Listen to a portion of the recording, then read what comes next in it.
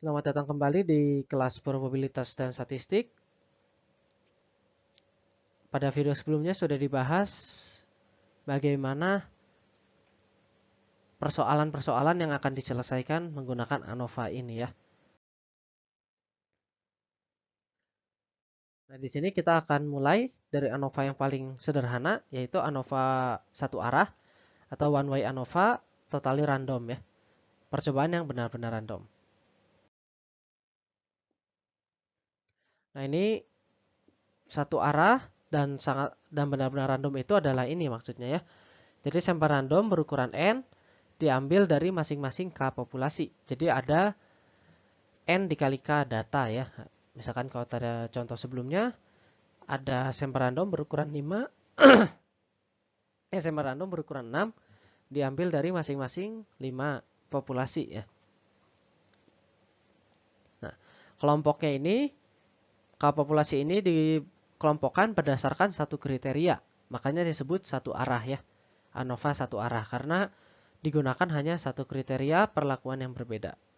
Nah, perlakuan ini bisa jadi ya seperti yang tadi ya, lokasi yang berbeda, atau misalkan analisis yang berbeda, pupuk yang berbeda, negara yang berbeda, dan lain-lain ya. Nah, pada ANOVA ini kita asumsikan bahwa sampel itu populasinya adalah berdistribusi normal dengan mean-nya mu1 sampai mu k dan variansinya sama ya. Hipotesisnya yaitu kita ingin menguji hipotesis. Hipotesis awalnya adalah semua min sama. Hipotesis alternatifnya adalah setidaknya dua min tidaklah sama.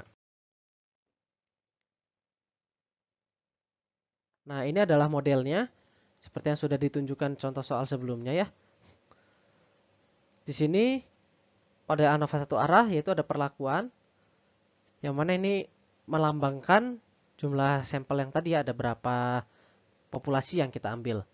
Ada dari berapa populasi kita ambil. Misalkan dalam contoh soal kecepatan akses video streaming, kita ambil dari 5 lokasi, berarti K-nya 5. 1, 2, 3, 4, 5. Nah, untuk masing-masing lokasi kita ambil sebanyak N data. Ya, ke bawah nulisnya. Seperti ini biasanya penulisan model ANOVA satu arah.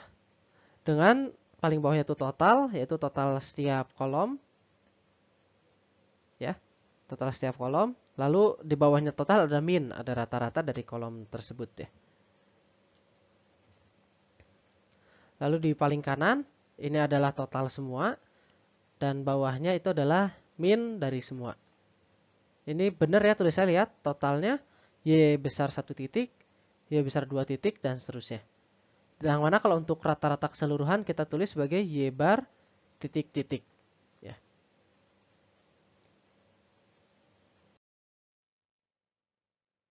Ya, ini yang sudah tadi saya jelaskan.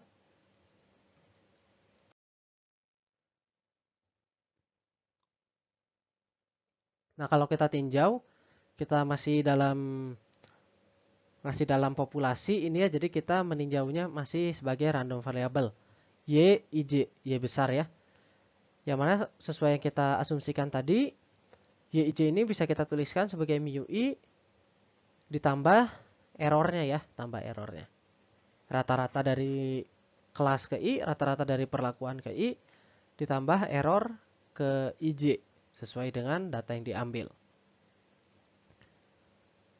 Ya, ini galatnya ya, jadi mu tambah galat gitu. Bisa kurang, bisa tambah.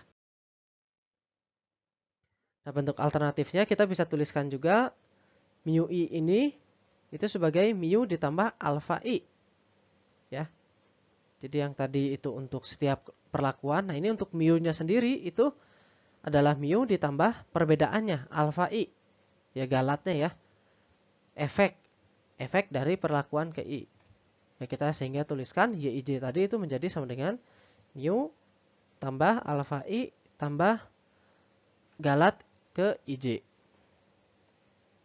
Dengan mu itu adalah min keseluruhan, yaitu 1 per K dikali sigma mu I. Ya. Nah, hipotesis nol yang tadi awal kita state, yaitu mu1 sama dengan mu2 sama dengan mu3 sama dengan sampai mu K, ya itu bisa kita tuliskan ulang menjadi mu tadi ya.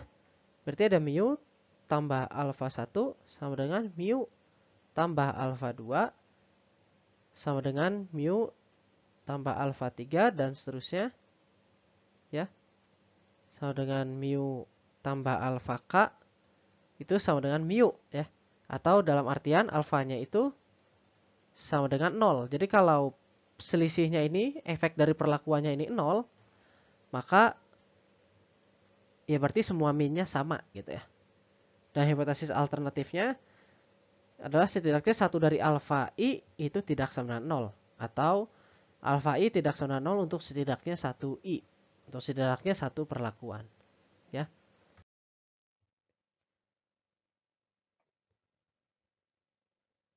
Nah ini cara pengujiannya adalah dengan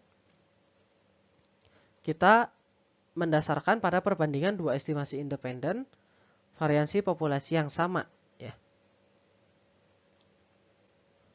Jadi kalau kita lihat variabilitas total data yaitu YIJ, ya kalau kita lihat tabel berarti nilai-nilai yang di tengah ini, ya kalau ini tabelnya seperti yang tadi, ini perlakuan, lalu ini nilainya, datanya, lalu di bawahnya itu total dan min-nya ya. Maka kita tuliskan variabilitas total data itu YIJ dikurangi Y titik-titik, yaitu nilai min keseluruhan kuadrat.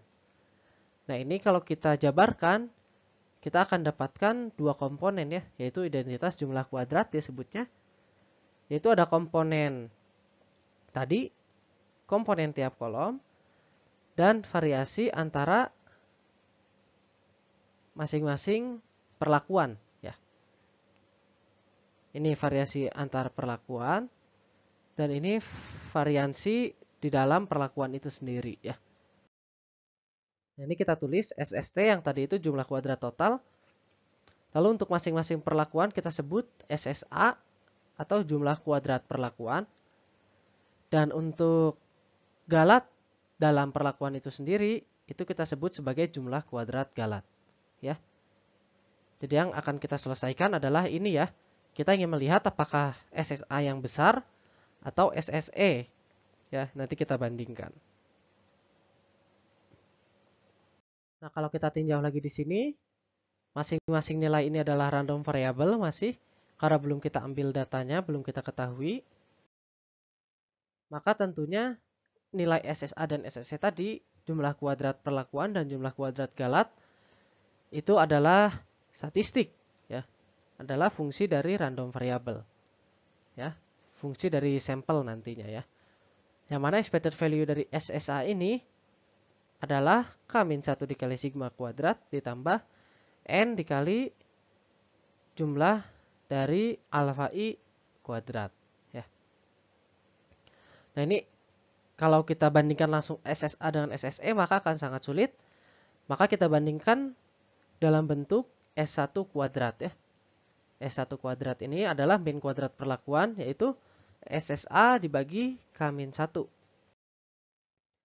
Lalu sedangkan nilainya ini S1 kuadrat ini itu nilainya akan semakin besar bila ada perbedaan antar perlakuan gitu ya.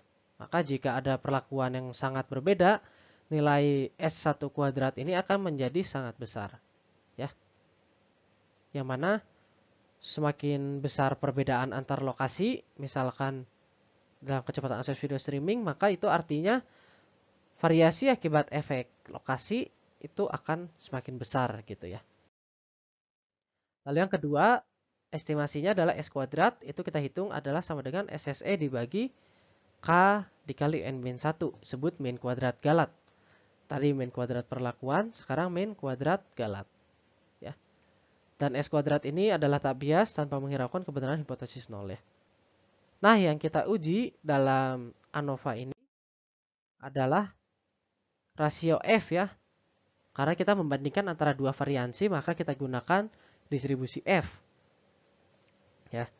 Distribusi F itu sama dengan S1 kuadrat dibagi S kuadrat. Ya, nilainya itu, nilai F-nya itu sama dengan S1 kuadrat dibagi S kuadrat. Ini adalah random variable F berdistribusi F. dengan derajat kebebasan K-1 dan K dikali N-1. Jangan kebalik ya. K-1 dulu baru K dikali N-1. Nah, nilainya S1 kuadrat ini akan semakin besar jika H0 salah. Maka kita melakukan uji satu arah dengan daerah kritis berada di bagian kanan. Ya. Ini yang terbentuk. Daerah kritisnya F alpha K-1 N K-1. Ya, atau dengan p-value, ya kita hitung p-value-nya harus ya seperti biasa ya, lebih kecil dari suatu nilai gitu.